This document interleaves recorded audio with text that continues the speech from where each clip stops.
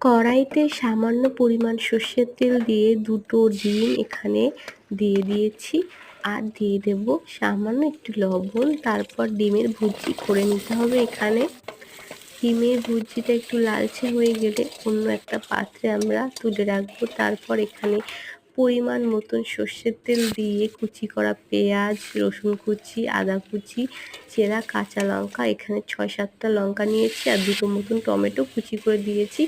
সামান্য একটু লবণ দিয়ে ভালো করে মশলাটা কষিয়ে নিয়ে এখানে সয়া সস ২ মুটকি মতন দিয়ে দিয়েছি। সমস্ত কিছু কষানো হয়ে গেলে এখানে আমরা দিয়ে দেব সেদ্ধ করা চাউমিন। দেওয়া হয়ে গেল সমস্ত চাউমিন, সমস্ত কিছু খুব সুন্দরভাবে মিশিয়ে নিতে হবে। আর আমরা তো যে ডিমের ভুজিটা এবার দিয়ে দেব।